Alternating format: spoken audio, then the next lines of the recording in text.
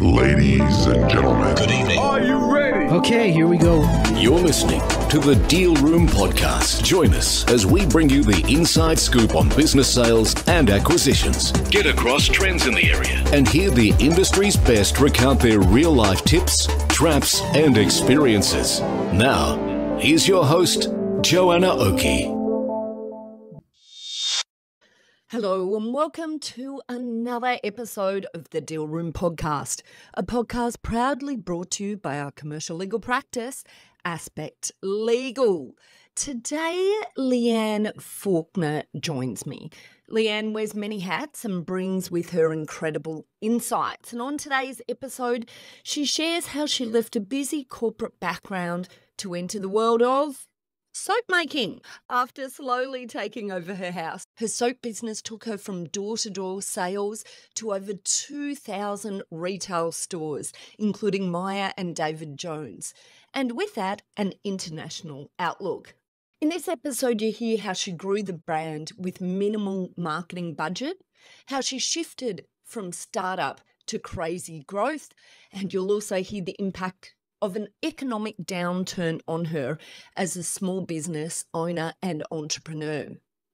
Leanne, in this episode, shares very honestly what triggered the eventual sale of her business and, interestingly, how she went through that sale having already had an exit strategy in mind while she grew, which is actually rare in my experience because many business owners don't know how, when, or the structure they'd use to exit while they're growing, and sometimes even when they're at that point of exit. So look, this is such a wonderful, genuine conversation full of insights on what the path to exit and the world of small business ownership really looks like. I can't wait for you to hear it. So without further ado, here we go with Leanne Faulkner and the Deal Room Podcast. Leanne, thank you so much for joining us on the podcast today. Oh, thanks, Joanna. I'm just so excited to be here. Thanks for having me. Oh, my absolute pleasure. There is nothing I like more than drilling into stories of business owners who've built businesses, sold them, and had all those learnings along the way. I think it's just so helpful for any business owner who's building a business, maybe to ultimately sell or whatever, just get a bit of an insight into that story of other people before them. Yes, I agree. And there's nothing more beneficial than hindsight, really, is there? Oh, absolutely. That is such a true statement, Leanne. So why don't you tell us a little bit about Billy Goat Soap, how you got started and your journey? Yeah, sure. Look, I had a corporate background, a very strong, long corporate background. But In what was your corporate background in? In human resources, change management, that sort of thing. And I met my husband, realised there was more to life than just work. And he had 3 kids from a previous marriage, and then he and I had 2 together. So we're well and truly reconstituted or blended or whatever you want to call us. Anyway, back in the day, many years ago, the youngest of ours, Liam, the youngest of the 5, was born with asthma and eczema, and we thought it would be a walk in the park to help him because the other kids had that, so it was pretty easy. But nothing seemed to help. So it was just lucky I happened to have some dairy goats. I was already a keen, mad dairy goat person. Crazy, I know. And I was milking them. I heard that goat's milk soap is supposedly good for people with eczema and thought, oh, I've got goats. I've got milk. I'm going to make soap. So I made some very bad soap for a very long time and eventually made something that seemed to help Liam. So I started in the kitchen.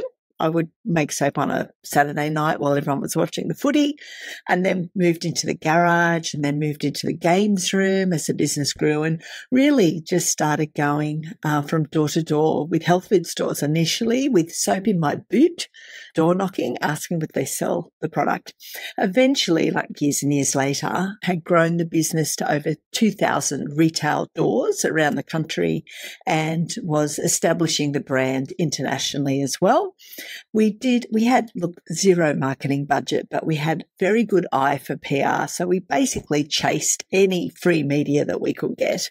So what happened was there was a lady up in Queensland, an elderly lady who'd gone to her usual bank teller one day, had a breakout on her skin, and that teller wrote on a deposit slip, Billy Goat Soap.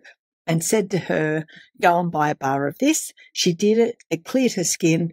And that story went to a current affair. Get out of here. I know. It's incredible, isn't it? People ask me, do I ever pay to go on a current affair? That's so foreign to me. Like, that was just not the experience. So anyway, current affair contacted us and said they'd like to do a story, which they did, which was an amazing story to help tell our story. And the response from that apparently was so great that they came back 2 other times in the next 4 or 5 years to do follow-ups on it. That definitely helped. And we did a lot of landmine and anything really that we could, and grew the brand. So really we were growing. It was crazy, Joanna. I have to say it was crazy growth, like at least 40% year on year, which is unsustainable, to be honest. Yeah. So it was very hectic, very frantic. Work was 24/7.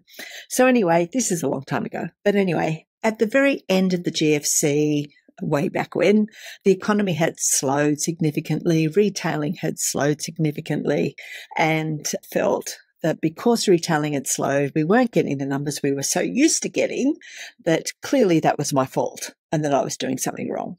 And even when, I think it was Kevin Rudd gave everyone, $700 or something to spend, nobody woke up and said, oh, I'm going to buy soap today. Yeah. Everyone went out and bought TVs or whatever. So that really didn't help. I felt like I was a failure. I had to have very hard conversations at work, and that actually put me in a downward spiral to depression, actually. And so I got to the point where I couldn't go to work, and I would sit at my computer and type in small business owner not coping, entrepreneur feeling stressed, a whole range of things to see what was out there for me as the business owner. There's a lot out there for employees, which is great. There's a lot out there for the general public. But if you own the business, when you own the business, the journey is different, right? Yeah. We're entrepreneurs and we're small business people. So there's a lot of stakeholders depending on us. So the journey was different. So I really wanted something that spoke to me. There wasn't anything at that time. So that put me on journey, which I've been on the last 10 years. I sold Billy Goat back in 2012, put me on this journey in the last 10 years to really address and better understand and advocate for the mental health of business owners as opposed to employees or general public, to really look at us as a special group. And that's been my journey in the last 10 years. So I think I was meant to have the Billy Goat journey, to be honest, in more ways than one. And tell me, so we'll quickly talk about that sale, because that's a lot of topics that we talk about here. And then I want to move on to some of those bigger messages now. But just back to that sale. So you sold in 2012. And was that at the point that the business was just too much for you? Is that what the trigger for the sale was? Look, certainly my mental health got us talking. I actually had an exit plan. So when I started the business, I had an exit plan. I knew what I wanted. And this is one, we'll get onto this later. This is one of the reasons why I love your book, because I read it and nodded my head, because you really do talk about, let's begin with the end in mind. Yeah. And I can't tell you how many times I said that to my students when I've been teaching at uni in small business growth. What's the end game? Where are you going to get to? So that business plan, I actually had a 10-year business plan that said I would do a trade sale in 10 years. I love it. Oh, you were really planned. So few people actually are that planned. Wow, I love it. And that was really important, because having that exit plan helped to determine the decisions I would make along the way. So, for example, I loved being in Myer and I loved being in David Jones, right? But I loved it because I knew that the distribution channel would help me with my trade sale. Being in Myer and David Jones at that time, it's probably different now, nobody come after me, but being in that at that time wasn't actually particularly profitable at all. It was more about having the distribution that I knew would help to give the brand credibility in the eyes of a prospective buyer, for example. So an exit plan became really critical in all the decisions that I made along the way about how to get there. I ended up exiting earlier, though, because of my mental health. So I wasn't able to, I did a return to work plan. I came back to work and worked, but really it wasn't the same. And secondly, in some of the lessons that I've learned around growth and being able to sustain growth. So as we know, growing a business is actually expensive. Takes a lot of money. You have to have very good cash flow forecasts. You have to have a lot of capital in the business if you want to go to that next level. And we were ready. The brand was ready to go to that international stage. And we were not able to fund the growth of the brand to that point. So it became critical to look at a sale. And how did it go in that sale process? Was it hard to find a buyer? Was it easy to find a buyer? What did you feel about that process once you were in the sale as well? Again, I actually think that it's something that should be put into the strategy, into your exit plan way back when. So I had actually reached out to various business people that I had admired I saw them as quite successful, had much larger businesses than I did, and I was very hungry to learn from them. So I had some good relationships in the industry. I also had good relationships with suppliers as well. So suppliers knew my business very well. I maintained and nurtured those relationships. So suppliers knew my business very well and I knew them. So when it came time to say, look, it's time to exit the business, I already had a number of connections that were interested in the business and who actually knew me. So they were quite familiar with my business. But again, I think as part of that, I had to be very clear on what it was that I was actually selling.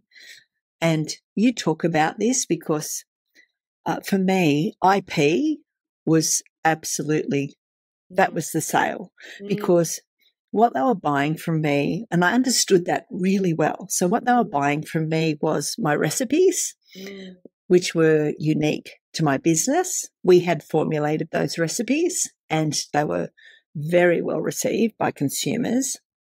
And secondly, the process.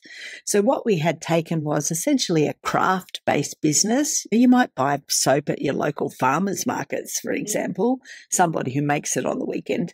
We took a craft-based business and stayed true to the values of that craft. So handmade, quality products, very managed ingredients. We stayed true to those core values, but we found a way to mass produce it in a way that was still handmade.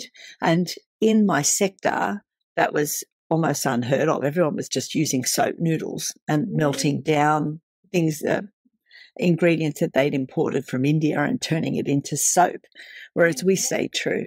So understanding that was really what we were selling. We really knew what our IP was and what made the brand so valuable, combined with all the sales funnel and distribution. And I actually started planning that years before we made a sale, to be honest, because I knew that's how I wanted to exit. So quite often, so the majority of business owners I deal with, don't know. And in fact, that's why I wrote the book, right? Because they don't know these things that you're talking about in the beginning. They only find out right at the end. But it sounds like you built the business with this knowledge. So where did that come from? Okay, so do you want to know the truth? I do. I didn't want, this is absolutely the truth, I didn't want any of my children to feel like they had to become soap makers and had no other option but to run the family business. Okay. So I knew, I don't know why, but I just felt that it was important that all 5 of them walk their own journey in whatever that happened to be. And I just didn't think, and my husband's the same, we just didn't think that soap was part of their story, to be honest. And I also think I was not ready for that answer, Leanne. I love it. It's fantastic. Love it. So good. Also, my husband, who is just the most amazing man on earth, I love him to death, but he's had experience in small business and selling business as well. So it was not unusual to think we're going to exit. Yeah, love it, love it. And just one last question before we move on, or two last questions. One is, I find many business owners don't fully understand how to structure their exit, like the tax side and how that's going to work best and all of those sorts of things. Like, how did you navigate that area? That was an absolutely steep learning curve that I really knew very little about. And in hindsight, that would be an area that I would have been much, much more familiar with and understood much more clearer before we got to the sale point, because that was a massive realization for me in terms of structure and what are we actually selling. And that discussion didn't happen until we were about to sign the forms. Not really? And so what was the consequence of that then?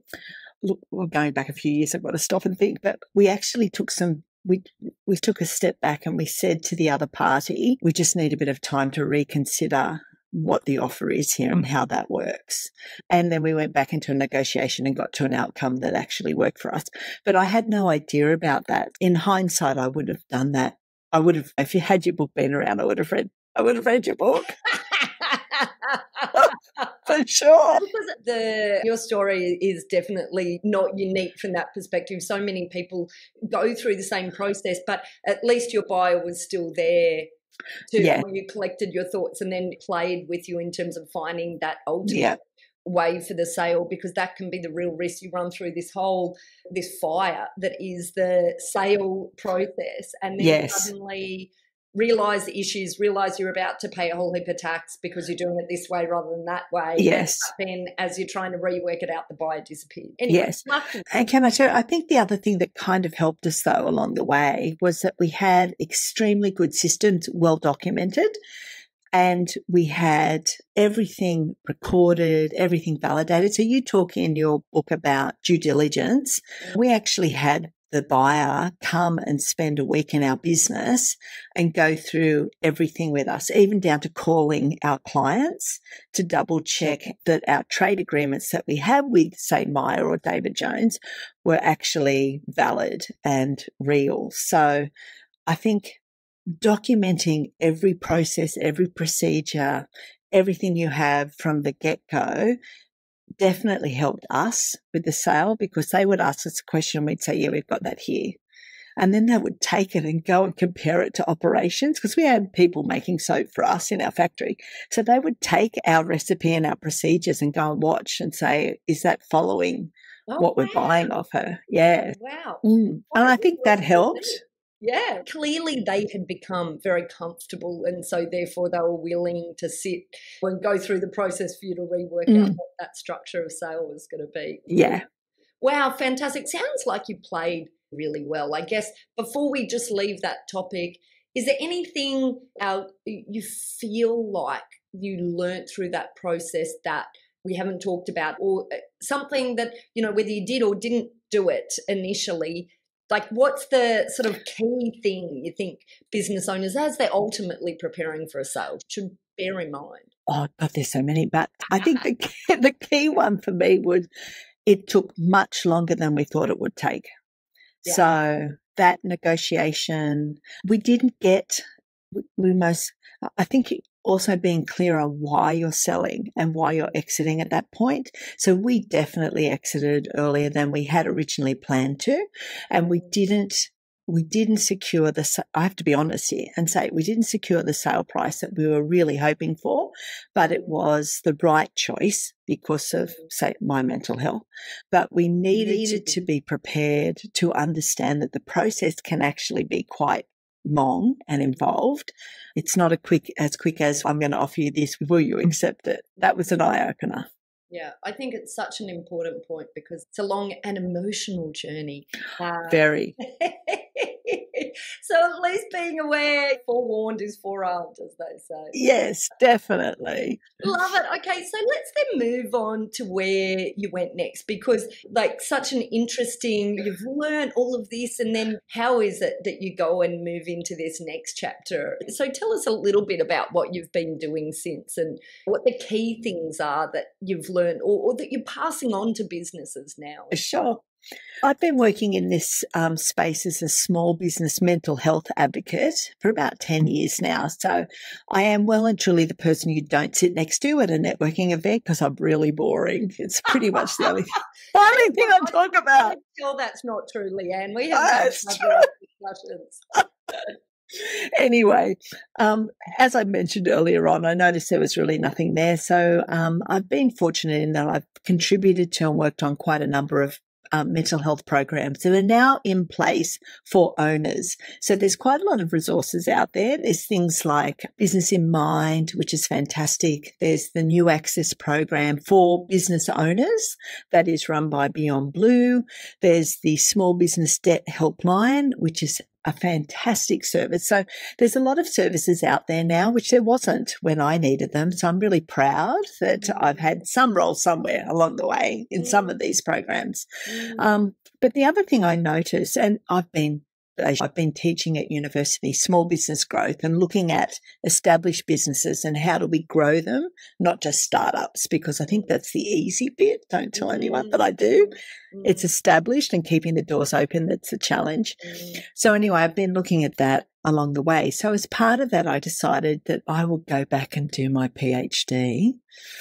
And I look specifically at the mental health of sole traders and micro business owners to really ask what's going on here, because even though I knew that there was a lot of resources out there now, which is fantastic, still you read in the Sydney Morning Herald or the AFR that small business owners are still stressed, insolvencies are high, anxiety is high. So there's something missing there. Because we have resources, but we're still stressed. So when I went and did my PhD, I started asking people what was really going on. And what I found out was that if you don't feel that you're on equal footing with your clients or your customers, in other words, if you don't feel you have the same control over work and the same level of power over work, then the chances of you feeling more anxious and stressed at work may in fact increase. So those micro business owners and sole traders who have things like good cash flow forecasts, they understand their sales funnels, they can see sales ahead of time, they understand their numbers so they know what they're selling is profitable, for example. If you have those things in place, they have transparent terms of trade, for example. So they have good client management systems. Those sorts of things help us to feel more equal with a client so that we're better able to say yes or no to requests or changes or even proposals, quotes that we put in a much more equal relationship. If we don't have that, then sometimes what ends up happening is you do work for Joe Smith and you hate Joe Smith, but you do the work because you need the money, or you underprice yourself because you fear that you won't get the job if you don't have a cheaper rate, or you can't say no to someone who changes a deadline, and as a result you miss your kid's soccer game or you miss going to the school awards because you're working, because you don't want that company to think you can't do it. All of those things demonstrate that an unequal power relationship in the job. So the question becomes, what do I need to do so that I don't feel that way, so that I still exercise control and power in my job? Not the Dr. Evil thing, the Oprah power. Really, that's what I've been looking at and researching, and that's why you don't sit next to me on a plane. Anyway. And you're doing some other fabulous things as well. You've set up, or you're in the process of setting up a business to support business owners with books, or yes. Tell us all about that. Oh, thank you for asking me about that. So I can actually see, thanks to my research, how important the link is between confidence and competency, skill, being able to do the job, and not feeling stressed at work. So if I understand how to sell, if I understand how to set my prices, if I understand how to read a cash flow forecast, all of those things actually will make me feel less stressed at work. I decided to set up a new business. It's called Rereadable. And what I'm doing is just selling business books for business people to help them feel more confident and competent at work. Part of the service is what I call a book concierge service. So think hotel concierge. So you can actually complete, it's a bit of a survey on the site. You can complete it. Tell me about yourself, your business, and what your problem is. And I will recommend a book that will help to address that problem for you. Yeah, I'm so excited about that. I really am, because I'm a book nerd. So I'm across pretty much most business books. So Rereadable really has happened as a result of my PhD, and it's launching very soon. Very soon. I love it. I love it. I love it. Now, you're going to have to give us the links. I feel like all of our listeners should become readers. That's right. All of our listeners should be jumping on there. When will this form be available? It's going to be available on the 1st of July, so you'll be able to check it out. You can actually register now on the website to get an email for when the site goes live, so you're welcome to do that. You're also welcome to find me on LinkedIn and connect with me there, of course, and then you'll hear me shouting from the rooftops of when it's available.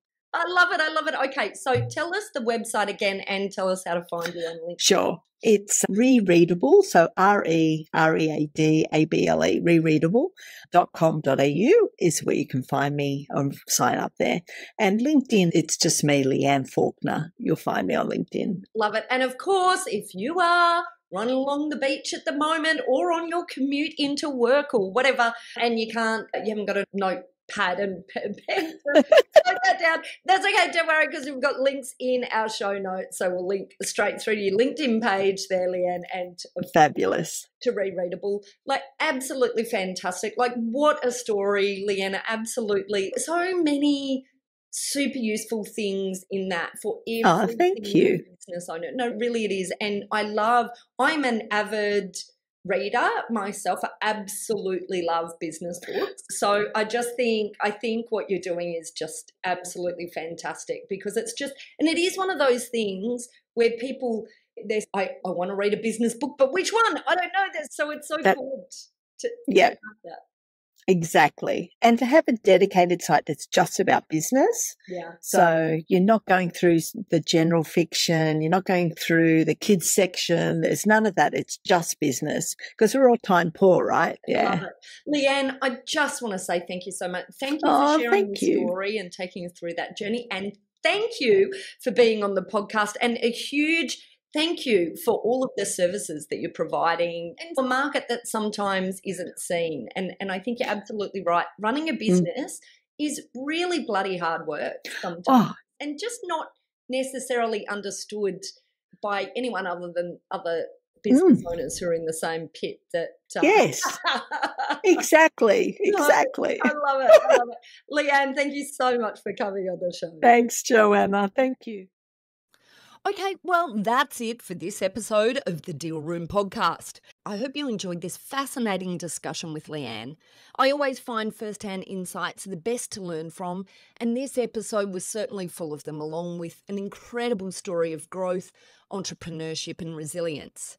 Now, if you'd like to find out more about Rereadable or connect with Leanne, then head over to the show notes and you'll find the links there. I highly recommend you check out Rereadable. It's an incredible idea. Subscribe and share it with your networks. And as always, if you'd like to get in contact with us at Aspect Legal about making sure your business is sale ready, that your contracts and IP are watertight, or even to get a legal health check if you're not sure where to start, please head over to aspectlegal.com.au/The Deal Room podcast and check out the show notes and our site. There's resources, booking links, contact details, and our team at Aspect Legal are always happy to help. Well, that's it from us. Until next time, see you later. Ladies and gentlemen. That will conclude this evening's entertainment. Thanks for listening to the Deal Room podcast. To find out more about this episode and other episodes in the series, check out the show notes or head over to our website at thedealroompodcast.com.au.